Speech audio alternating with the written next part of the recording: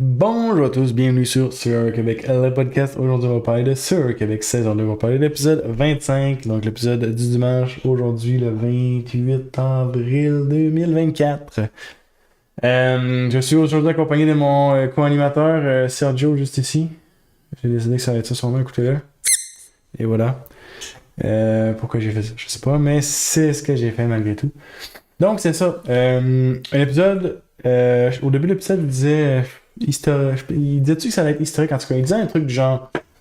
Oui, dans un sens, on a la première. En anglais, c'est. Comment ils appellent ça? Go to Rocks. Je pense que c'est ça. Les, ben, c'est le même qui appelé ça en français. Aller aux roches. Donc, c'est la première fois qu'on a vu ça aujourd'hui à Server Québec.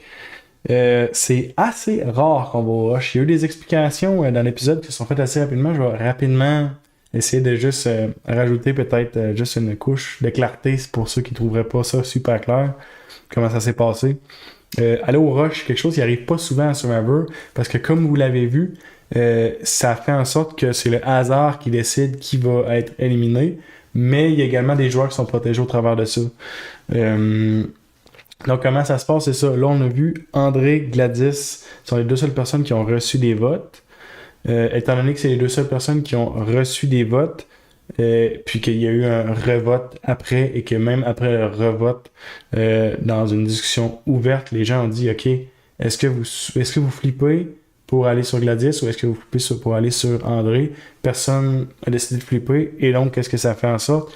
Ça fait en sorte que les deux personnes-là sont considérées immunisées parce que, la tribu ne veut pas sortir ces personnes-là, donc c'est quelqu'un d'autre de la tribu qui va sortir. Mais c'est pas un nouveau vote qu'on fait quand c'est ça qui arrive.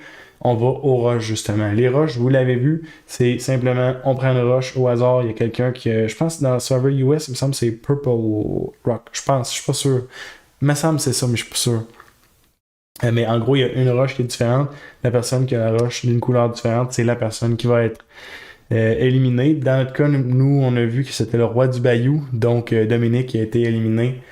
Euh, Éliminé, il est envoyé à l'île de l'exil. Oui, c'est ça, William Dang, on est bien d'accord. Euh, donc, c'est ça qui s'est passé. Donc, c'est comme ça que aller au rush, ça fonctionne. Maintenant, si je me concentre plus sur qu'est-ce qui s'est passé dans l'épisode. Donc, déjà, dès le début de l'épisode, on a un court moment à l'exil. Puis préparez-vous parce que plus que ça va avancer, moins il y a de joueurs en jeu, plus qu'il y a de joueurs sur l'exil, plus qu'on va passer du temps sur l'exil. Fait que c'est pas forcément du mauvais temps sur l'exil, mais mettons que ça se peut qu'il y ait des longueurs. Ils vont rentrer des activités, des affaires de même. Tu sais, avec le format, je l'ai déjà dit dans d'autres analyses, mais tu sais, avec le format d'émission qu'ils ont, justement, la semaine plus le dimanche, ils vont être obligés, d'après moi, de garder l'exil jusqu'à pas la fin, mais tu sais, jusqu'à genre finir 5-6, quelque chose comme ça. Puis ça va faire justement, à un moment donné, des épisodes un petit peu qui se passent moins de choses. Ils vont rentrer des activités, là, genre la chasse à la coconut ou je sais pas quoi, puis là tu peux gagner genre un pot de beurre de peanut, des affaires de même. Ça va ressembler à ça. Vous allez voir dans Server US, c'est à ça que ça ressemblait, puis honnêtement, ce qui est le fun de l'île de la rédemption versus l'île de l'exil, c'est que l'île de la rédemption, ok, il y a des challenges, il y a des gens qui sont éliminés, il y a des trucs clairs qui se passent, mais c'est pas, c'est pas la même chose avec l'exil. Les challenges vont être pour des prix, des affaires de même, mais ça va être moins intéressant. Québec devrait s'inspirer du format australien. Je connais pas un serveur Australie, mais en fait, il y a un serveur Australie que je veux regarder, puis il y a aussi koh que je veux regarder. Mais j'ai entendu beaucoup de bons trucs de serveur australien, justement. C'est dans ma liste de choses à faire, mais probablement. Je vais juste dire probablement que je l'ai pas vu, que je suis d'accord avec toi. 24 joueurs. Écris-moi tout ça, puis je vais le lire. Après, je vais continuer. Puis je vais essayer comme de lire en bloc qu'est-ce que tu me dis, puis je vais évaluer qu'est-ce que tu me dis. Euh, je parle en passant pour les gens qui écoutent ça en différé. Présentement, il y a un chat, puis il y a quelqu'un qui a écrit dans le chat William Dang. Donc c'est ça. Je vais juste continuer un ou deux points, puis après ça, je lis ce que tu m'écris. Cassandre. Cassandre qui décide de cacher l'immunité, c'est une bonne décision. Dans un sens, si elle est capable de le retrouver, c'est déjà arrivé dans le passé que. En tout cas, je me rappelle au moins une fois, puis je me souviens pas c'est quel joueur, mais comme quelqu'un qui. Je pense que quelqu'un avait passé l'immunité à quelqu'un d'autre, puis là, la personne, après ça, elle savait plus c'est où qu'elle avait mis l'immunité. Les affaires de même. C'est comme pas génial. Mais Cassandre, elle sait où ce qu'elle a mis, elle l'a caché. C'est la meilleure façon que personne va fouiller dans ton stock puis trouver une immunité sans faire exprès ou quelque chose comme ça. T'as pas besoin d'avoir constamment un stress, mettons tu le caches dans ta brassière ou tes bobettes de genre « Ah, ça va-tu tomber? Y a-tu une bosse? » C'est la meilleure façon si on veut d'avoir la paix. C'est sûr que t'as peut-être le stress que quelqu'un pourrait trouver ton immunité. C'est un autre niveau rendu là, mais il y a des risques dans Survivor. Fait que je pense que c'est quand même une bonne décision ce qu'elle a fait là. Ensuite, je vais regarder rapidement qu'est-ce qu'on a dans le chat.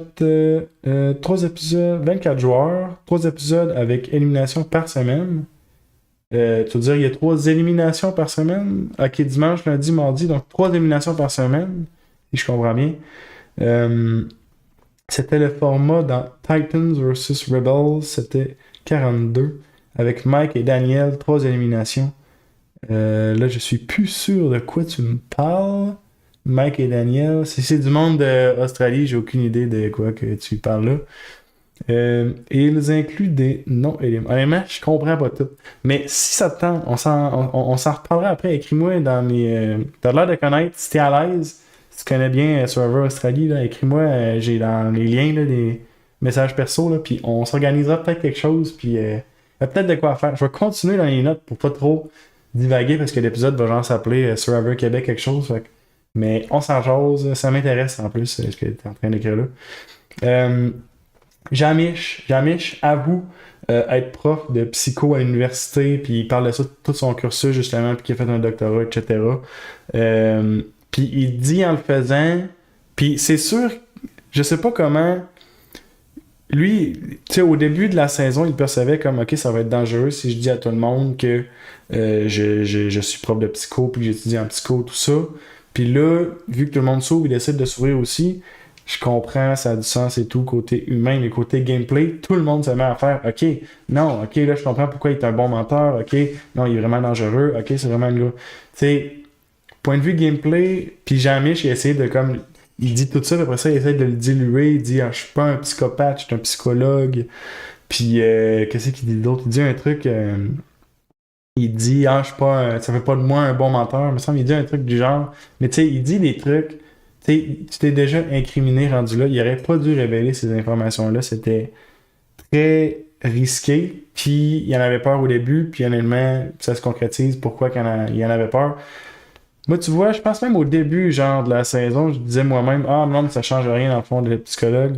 Ben, en fait, je suis encore un peu de cet avis-là, parce que ça dépend tellement de la personne. On a déjà eu dans Survivor US des psychologues, en tout cas, je pense au moins une fille qui était psychologue, puis honnêtement, elle n'avait pas particulièrement bien performé à cause de ça.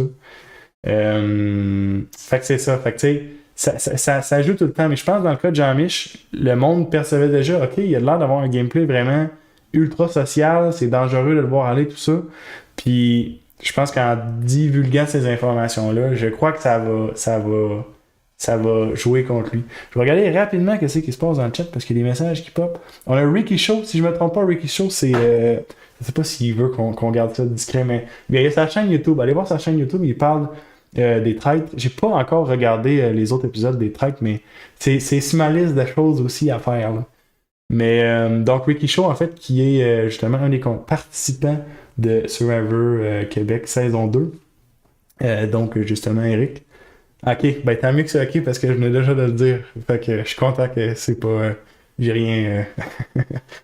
Sinon, c'est ça. Le montage autour de Jean-Michel explique pourquoi il ne gagne pas quand il va se faire sortir à un moment donné. Absolument d'accord avec toi.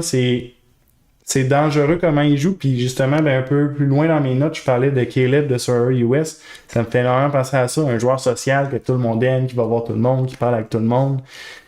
À un moment donné, tu fais comme, OK, je veux pas être assis avec lui à la fin, que tout le monde l'aime. Puis c'est exactement ça, d'après moi, qui va arriver avec Jean-Mich. Un mélange de ça, puis aussi Jean-Mich, il est quand même stratégique au travail. Il est pas seulement social, tu sais, il fait des décisions comme justement aller essayer de repêcher les joueurs qu'il veut dans son alliance. Ou sinon, justement, tu sais, essayer de serpenter un peu dans toutes les alliances. Il fait pas juste se mettre avec tout le monde puis s'entendre avec tout le monde. Il essaie de vraiment comme aller faire de la stratégie un peu partout. Puis en tout cas, je pense que si d'après moi, je pense qu'il va se faire au merge. Je pense qu'il va se faire sortir pas très longtemps après, d'après moi. Mais il est super divertissant. Ça, j'adore le voir aller, mais ouais. Et ensuite de ça, les traîtres, c'est bon. Queen Maryam, ça, je sais c'est qui Maryam, mais en tout cas, on va se concentrer sur Survivor Québec pour le moment. Euh, après ça, que j'ai écrit.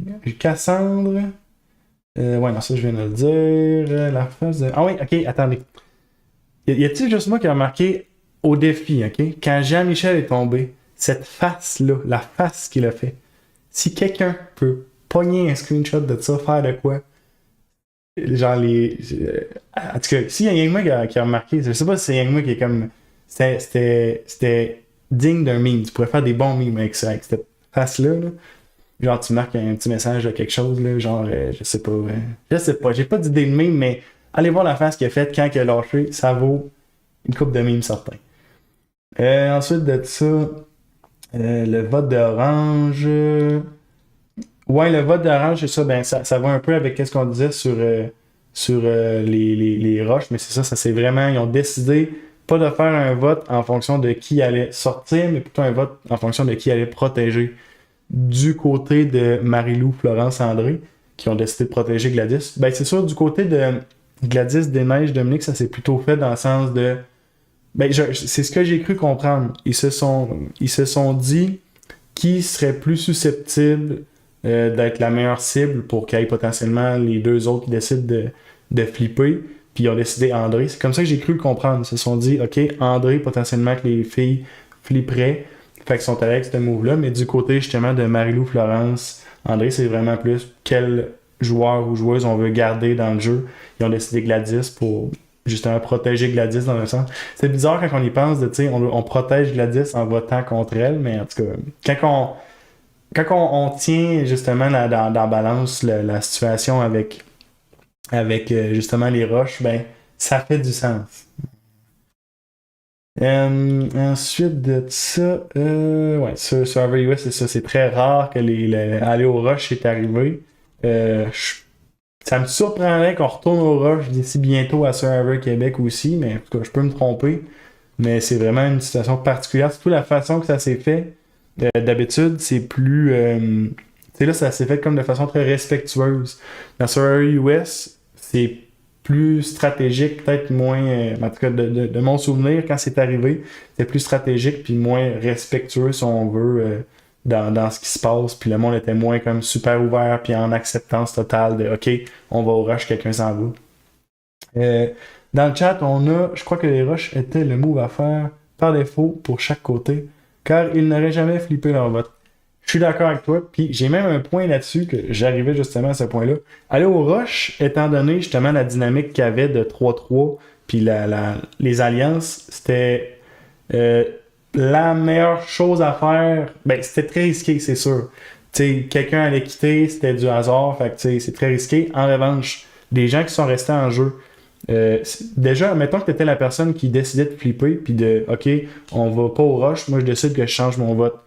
Si tu es la personne qui fait ça, tu vas être la prochaine cible. Oui, quelqu'un va être éliminé, oui, tu es assuré de rester, mais d'après moi, la dynamique de tribu aurait fait OK, tu as décidé de switcher, tu vas être la prochaine personne éliminée. D'après moi, c'est ce qui serait arrivé, mais également, après avoir montré que moi je suis en alliance avec des gens, j'accepte d'aller au rush, peu importe ce qui se passe. Je pense que tu montres à quel point tu es prêt à commit à ton alliance. Fait que, sérieusement, tous les gens qui restent présentement dans cette tribu-là, quand ils vont aller au merge, s'ils commencent à expliquer ça, moi, sérieusement, là, si quelqu'un est prêt à aller au rush, pour moi, là, je fais, regarde, on avance, là, genre, je tag toi, là, j'ai plus de doute, là, on va avancer longtemps. Là. Ça se peut qu'à un moment donné, ça flippe, je suis d'accord, mais je veux dire, il y a du solide pour un bon moment, d'après moi, dans ces alliances-là, si on se rend en merge, évidemment. Parce que là, je veux dire, ils vont devoir continuer de jouer. Ben, probablement que ça va être la minorité, justement, restante, donc Gladys et Desneiges qui va écoper de ce vote-là. Vu que Dominique est parti, ils deviennent en minorité. Fait ça risque d'être une de ces deux-là, la prochaine à partir. Potentiellement les deux, admettons, qui se mettent à perdre beaucoup de défis. Il y a toujours le merge qu'il faut garder en tête qui arrive bientôt. Je ne sais pas à combien de joueurs vont faire le merge, mais d'après moi, ça va être bientôt. Peut-être qu'ils vont sortir encore une personne, puis ils vont aller au merge. Là. Je dis des chiffres comme ça. Mais c'est ça. Qu'est-ce qu'on a dans le chat? Oui, c'est vrai, il a été très surpris, Jean-Michel. Mais justement, c'est la phase de surprise qui vaut cher, je trouve. La personne qui flippe perd son capital social, exactement. Puis tu sais, elle le perd, ça pourrait s'expliquer, tu pourrais dire non, j'ai vraiment eu peur sur le coup, tout ça, mais moi c'est surtout la fiabilité, tu sais. Je voudrais pas, pas tout de suite en tout cas, je serais pas tout de suite prêt à retourner, ok, je vais travailler avec cette personne-là, surtout que dans un sens, ça fait comme un vote facile entre guillemets, la personne a flip, tu veux pas comme faire, ah non, je me remets tout de suite avec cette personne-là, tu vas faire, ben, tu sais, elle a flip, c'est comme la personne facile à sortir, ça me garde là. T'sais, en tout cas, mais c'est vraiment particulier. Puis aller au rush, c'est arrivé tellement pas souvent que, tu sais, peu importe, tu sais, moi je l'observe d'une façon, t'amènes des points aussi. Puis en vrai, c'est tellement pas arrivé souvent que c'est. En tout cas, j'ai l'impression que c'est peut-être dur à bien évaluer, peut-être. Euh, dans ce contexte spécifique, l'an dernier, le merge était 11. OK, puis là, on est rendu à combien de joueurs? On est à 14 joueurs, c'est ça? Je sais plus combien de joueurs. On n'est pas à 14, je pense pas qu'on est à 14. Mais en tout cas, le merge s'en vient, c'est sûr. Je crois. euh, mais je crois l'expulsion de PA. Je suis pas capable de voir le mot, j'ai comme un petit, en tout cas. Je crois l'expulsion de PA a réduit la taille du jury. PA. PA. Ah oui, ok, on parle de saison 1. Eh mon dieu, là, ça m'a vraiment mélangé, ok. Ouais, on est à 12 joueurs. Ben, peut-être que l'expulsion. Ouais, Pierre-Alexandre. Peut-être que l'expulsion de Pierre-Alexandre dans la saison 1 réduit la taille du jury. Mais peut-être aussi qu'ils ont juste fait, bon, on va. Tu sais, ils ont dû. D'après moi, c'est le genre de choses qu'ils prévoient. Puis qu'ils font, OK, si une personne quitte, si une personne se blesse, si une personne. Tu sais, ça doit être le genre de choses qu'ils prévoient. Puis qu'ils calculent, OK, ben, on va enlever tel défi, OK, on va rajouter tel défi. Fait que d'après moi, on va. D'après moi, ça va être semblable, j'ai l'impression. Je suis pas sûr que ça va changer. Fusion à 11 plus 1 qui revient de l'exil. Ça arrête l'allure, en fait. Ouais. Je pense que ça va avoir de l'allure. Ce que Jean-Philippe a dit dans le chat, 11 plus 1, ça, je pense que ça va être ça qui va arriver aussi. Mais on est à combien? Écrivez-moi ça dans le chat, s'il vous plaît, parce que je sais pas on est à combien, puis j'ai pas envie de faire le compte mentalement. Finalement. Je vais juste continuer dans mes notes, j'ai quasiment fini anyway. En fait, j'ai fini, le dernier point que j'ai marqué, c'est La vengeance du Bayou, c'est un nom incroyable. Puis, en tout cas, je sais pas si vous êtes d'accord avec moi, personnellement, je trouve que La vengeance du Bayou, c'est un excellent nom. Donc en fait, ça fait le tour justement de ce que je voulais dire aujourd'hui. Mais dites-moi-le dans le chat. Je vais aller faire le décompte. Ok, on va faire le décompte. Forever Québec, on va aller faire le décompte rapido. Parce que ça va s'en aller en version podcast et tout. Là, fait que je veux comme pas trop faire un truc qui va être bizarre en podcast. Là. Peut-être que ça sera pas bizarre en podcast. Je ne sais pas. Sans où les joueurs. Je sais que les joueurs, c'est ici. Il reste présentement. En plus, il y a sûrement déjà quelqu'un qui l'a écrit. Je crois jeudi, on va avoir l'élimination et dimanche, le challenge de l'exil pour le retour d'un des 4 exilés. Ben, j'avoue que là, on va être rendu à 3 exilés. Puis je pense qu'il y a quelqu'un dans les commentaires de notre vidéo qui avait dit justement que ça serait à 4 exilés qu'il y aurait justement une personne qui reviendrait en jeu. Fait que ça a du sens. Puis mettons qu'on fait juste un. Ben, en fait, pas besoin de faire le compte. J'avoue que si on serait à 4, c'est plus besoin de faire le compte. Fait que non, ça aurait du sens. Dimanche, à moi qui décide, moi peut-être qu'il déciderait jeudi d'éliminer quelqu'un, puis dimanche ça va être le merge à la place, ou dimanche ça va être le défi. À moins que c'est peut-être exactement ça que tu as dit, on va voir. Ok, mais en fait, tu as dit exactement ça. Fait qu'en vrai, on est juste d'accord. Fait que c'est ça. Moi, je pense que je vais clore cette vidéo là-dessus parce que je sais pas ce que je suis en train de faire. Je suis pas habitué de faire un live comme ça, surtout quand que ça va s'en aller dans un autre format après. Mais merci beaucoup d'avoir été présent. William, tu m'enverras un message, puis on parlera de serveur Australie. Puis c'est ça. Merci beaucoup d'avoir écouté. Et puis on s'en jase un autre tantôt. Salut, bye bye.